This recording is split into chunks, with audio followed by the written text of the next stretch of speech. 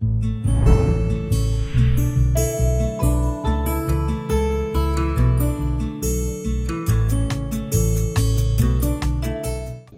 saudaraku, semoga Anda hari ini diberkati. Ya, saya percaya hari ini Anda diberkati. Amin. Ya, saya mengamini bahwa Anda dan keluarga Anda, istri anak-anak diberkati. Dan pada hari ini teman-teman, pada video kali ini ada satu tema yang sangat-sangat luar biasa yang coba kita diskusikan bersama. Ya, tema itu apakah pemerintah kita ini berasal daripada Allah? Kadangkala orang melihat pertanyaan ini kok tidak berbobot, tidak berkualitas. Tetapi saya mengatakan di dalam kehidupan ya sehari-hari, di dalam kehidupan kebersamaan di satu tempat, maka kita harus menghormati, mengakui di mana tempat kita berdiri, tempat kita duduk, tempat kita tinggal. Dan pertanyaan buat kita, apakah pemerintah itu berasal dari Allah? Saudaraku, teman-temanku, kita flashback ke belakang ya, ke kitab-kitab yang lama kita, sebagai filosofi bahwa pernah ada kitab itu ya, sebagai kitab filosofi, yaitu kitab Taurat. Ya, kenapa saya katakan itu kitab filosofi kita?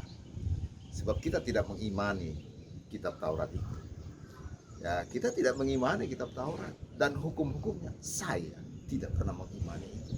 Ya, itu hanya sebagai filosofi bahwa Allah pernah berkarya pada umatnya Israel ketika Musa membawa keluar bangsa Israel dari tanah Mesir, dan Allah memberikan hukum itu kepada mereka untuk mengatur perjalanan mereka, ya, mengatur, membimbing, menuntun, sehingga diberikanlah hukum buat mereka, yaitu hukum Taurat. Ya, saya katakan bahwa hukum Taurat itu adalah sistem pemerintahan Allah yang ada ketika itu, ketika mereka keluar dari tanah Mesir sampai di tanah Kanaan, dan masanya sudah selesai. Saya boleh katakan itu ya teman-teman. Hukumnya telah selesai. Hukum-hukum yang harus kita taati itu sudah selesai. Telah digenapi oleh Yesus.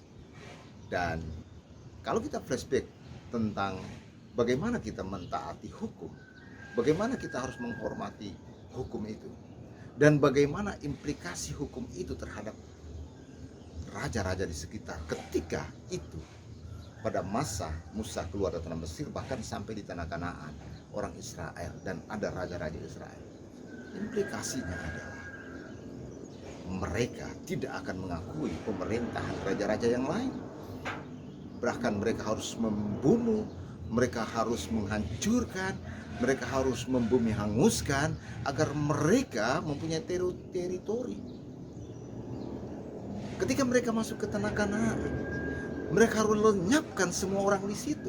Pemerintahan raja-raja di situ harus dilenyapkan agar umat itu masuk dan mempunyai pemerintahan raja sendiri. Ya. Dan itu kenyataannya di dalam Alkitab. Dan masa itu telah berlalu. Tidak lagi akan diimplementasikan sampai tahun 2022, tidak ada lagi. Untuk menjajah suatu komunitas, untuk menguasai suatu komunitas, untuk menghilangkan suatu bangsa, tidak akan ada lagi seperti itu. Sebab Tuhan tidak berkenan ketika zaman anugerah Allah dinyatakan 2000 tahun yang lalu. Sehingga Yesus katakan sudah selesai. Periode yang legasi yang lama, legasi sudah selesai. Bukan berarti ditiadakan, bukan, tetapi sudah selesai. Ya. Saya agak panjang sedikit ya menyampaikan ini agar penting untuk dipahami pada masa perjanjian lama bahwa raja-raja di sekitar itu harus dihancurkan karena pemerintah raja-raja di sekitar itu tidak diakui sebagai pemerintah yang sah. Bahkan dihancurkan ketika masuk ke tanah Kanaan. Ada sekitar Ya, lebih dari 7 raja-raja itu dihancurkan, ya, tidak diakui, ya. Jamaahnya tidak mengikuti apa yang diperintahkan oleh raja-raja di sekitar ketika itu, ya. Nah ini, nah bagaimana dengan zaman ketika perjanjian baru, di mana zaman anugerah Allah Kristus datang ke dalam dunia ini?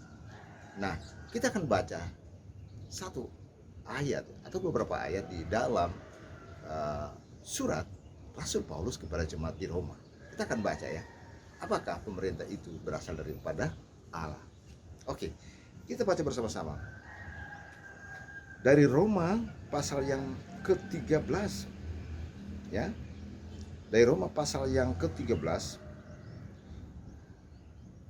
Ya. Kita membaca ayat 1 dan seterusnya. Ya, ini penting untuk kita pahami bersama. Kepatuhan kepada pemerintah. Nah, pemerintah siapa yang dimaksud oleh Rasul Paulus? Tentunya di mana umat Tuhan itu berada. Tiap-tiap orang harus takluk kepada pemerintah yang di atasnya, sebab tidak ada pemerintah yang tidak berasal daripada Allah. Dan pemerintah-pemerintah yang ada ditetapkan oleh Allah, sebab barang siapa melawan pemerintah, ia melawan ketetapan Allah, dan barang siapa yang melakukannya akan mendatangkan hukuman atas dirinya. Sebab jika seorang berbuat baik, ia tidak usah takut kepada pemerintah, hanya jika ia berbuat jahat. Maukah kamu hidup tanpa takut terhadap pemerintah? Berbuatlah apa yang baik, dan kamu akan beroleh pujian daripadanya. Wow, luar biasa ya. Nyata sekarang bahwa Injil Kerajaan Allah memberikan ruang kepada kita untuk menghormati pemerintah. Amin. Pada video yang lalu kita telah mendengar bahwa Yesus mensarankan, Yesus mengajak semua manusia untuk membayar pajak kepada pemerintah. Ya. Padahal sebenarnya dalam kitab Taurat tidak ada istilah pembayaran pajak kepada kafir, tidak ada.